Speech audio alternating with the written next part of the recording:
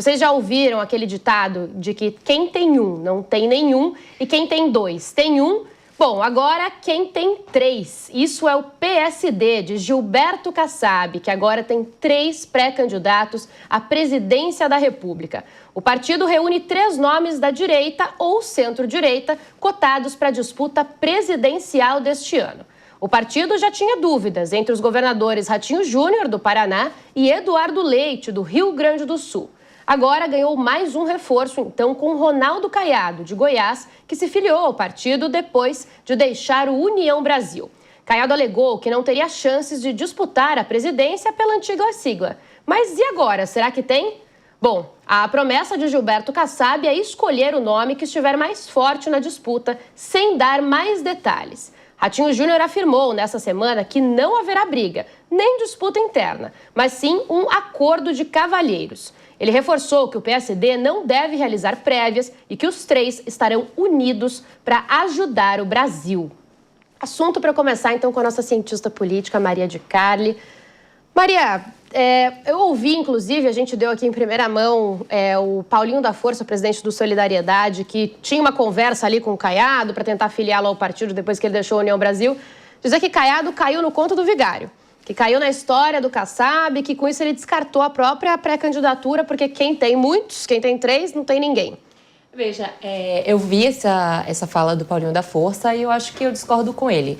Primeiramente que o PSD, o partido do Kassab, é o principal partido do Brasil atualmente. Digo isso por conta dos resultados, principalmente das eleições de 2024. Foi o partido que mais elegeu prefeitos em 2024. Então, o Kassab se torna aí o principal jogador dessa nossa democracia brasileira e é o cara que, de fato, tem os nomes presidenciáveis mais fortes na mão, com exceção de Flávio Bolsonaro e de Lula e Zema.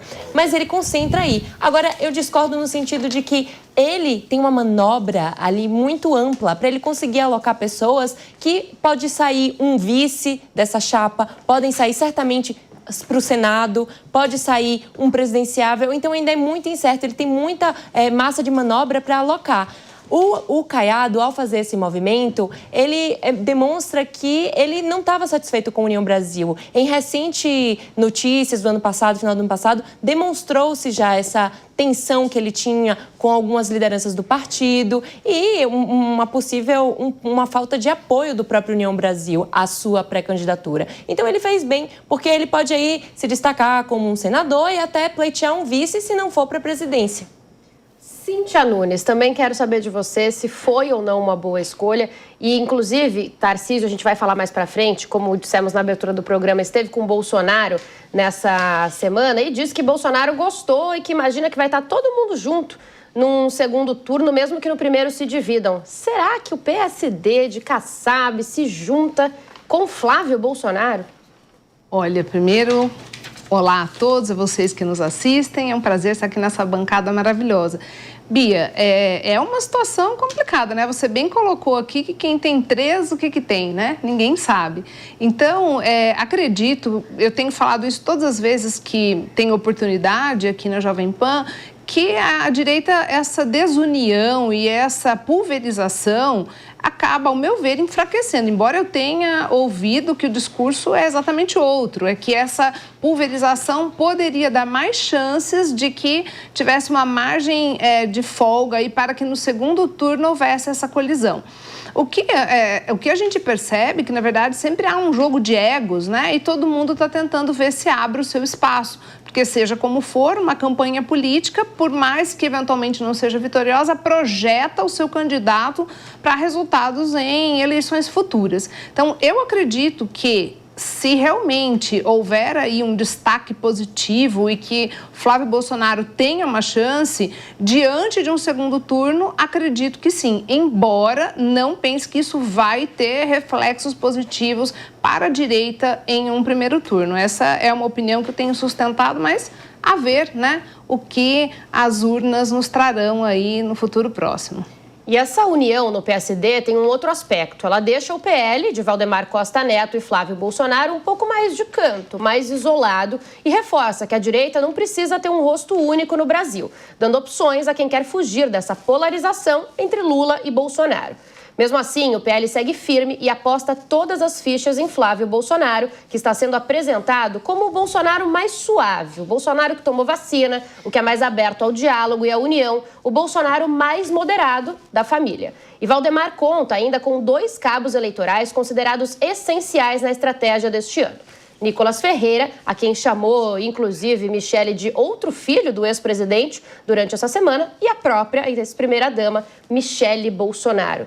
Vou passar mais uma vez para Maria, que tinha pedido a palavra, já amarrando esses outros nomes, Maria, que a gente tem, então, na disputa. Total. Eu vejo essa estratégia do Flávio ser o Bolsonaro mais bolsonarista, o Bolsonaro, né, da família do clã Bolsonaro, mais moderado, como muito certeira, porque o Brasil é caracterizado, e isso já comprovado em mais de uma pesquisa, como um país de centro-direita. A maioria da população aqui é centro-direita e, como eu volto a repetir o que eu falei em 2024, as eleições municipais comprovaram isso, como o PSD sendo o partido mais forte dessa última eleição. Então, Flávio Bolsonaro aposta certeiramente nisso. Lembrando aqui, é importante sempre, o apoio do bolsonarismo ainda é muito relevante nessa direita que está, como a professora Cíntia falou, fragmentada. A gente não tem nenhum outro ismo nessa direita. Então, qualquer que seja o candidato à direita que queira se colocar competitivo para um segundo turno, e lembrando aqui, minha gente, eleições de primeiro e segundo turno são 2 eleições completamente diferentes, com outras características. Portanto, no primeiro turno, certamente teremos mais de um candidato à direita, o que pode ser não tão benéfico, porque, veja, em pesquisas recentes, quem tem mais chance de bater Lula no segundo turno é Ratinho Júnior. Mas, no primeiro turno, ele só tem 9% das preferências. Já o Flávio Bolsonaro tem, acho que 20%, ele consegue aí para um segundo turno com mais folga. Mas, contra Lula, ele não consegue. Então, assim, 2 pesos e 2 medidas nesse cenário, Bia.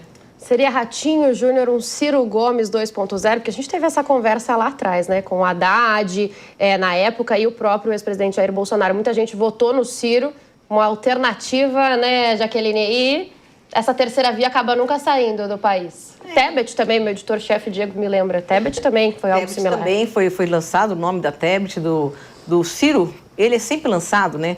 Mas eu entendo, Beatriz, que o Kassab é um político muito articuloso, é um político extremamente experiente.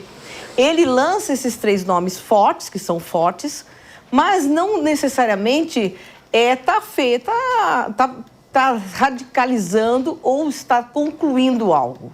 Kassab tem essa via de andar para todos os lados, é um político no qual ele tem, às vezes, e muitas vezes, certeira a sua posição quando ele assume. E como a Maria falou, o primeiro turno é uma coisa, o segundo turno é outra coisa. Então, essa parte da política em termos de vamos ver qual foi essa mensagem que o Kassab lançou. Olha, eu estou com esses 3. E ele vai ver o que vai acontecer no resultado. Pelo menos na discussão, né? Pelo menos na discussão, que deve rolar ainda muitos meses. A gente estava falando durante essa semana aqui na programação da Jovem Pan que uma das estratégias da direita, a gente está falando do PL, deve ser colocar esses nomes, a gente citou o Nicolas, a Michele, falando muito de pautas de segurança, de conservadorismo, para ganhar esse público. Aí, Márcia, quero puxar, a gente está com um timaço de advogadas hoje aqui também, a pauta de segurança deve entrar muito, né, nesse momento eleitoral do país esse ano. Olá a todos, obrigada por ladear, né, honrosas mulheres aqui. Mas vamos lá, sem dúvida alguma, a pauta da segurança é algo que é de suma importância, né, e um incômodo, né, a toda a população em relação à falta, efetivamente, né, da segurança. Temos uma PEC da segurança aí em curso, e, sem dúvida alguma, não deixará de ser algo aí a trazer ganhos, né, ou não, conforme sustentada aos nossos presidenciáveis, sem dúvida alguma. Bom, tem um elemento, um terceiro elemento, mais um, né, mais do que essencial nessa equação do Valdemar sobre, então, as estratégias para 2026, que é Tarcísio Gomes de Freitas. A gente falava de estratégias de redes sociais, eleitorais, em pautas, Mas o governador de São Paulo é muito importante nesse jogo e se reuniu nessa semana com o Bolsonaro para tentar reatar a relação e aparar as arestas. Depois de um encontro desmarcado na semana passada, depois que Tarcísio ficou bastante irritado com os filhos do ex-presidente, eles voltaram a se ver em um clima de pacificação. Antes mesmo dessa reunião, que aconteceu na Papudinha, em Brasília, Tarcísio já tinha garantido: não seria candidato à presidência nem que Bolsonaro pedisse. Dias antes, aqui na Jovem Pan, o prefeito de São Paulo, Ricardo Nunes, deu o tom. Tarcísio é 100% fiel a Bolsonaro. Cíntia, e continua sendo ou tremeu na base?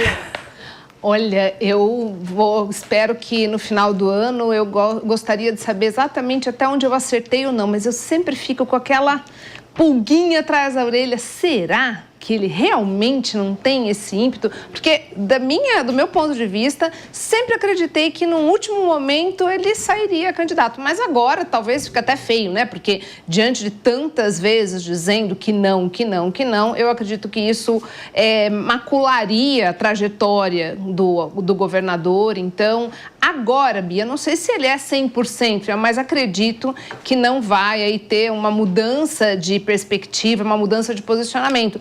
Porque tanto foi falado que vai, agora, nesse momento, retroceder, vai ficar uma coisa desagradável. Então, não sei intimamente, mas acredito que vai fechar sim e vai apoiar o candidato. E acredito que, para o governo de São Paulo, será reeleito com tranquilidade.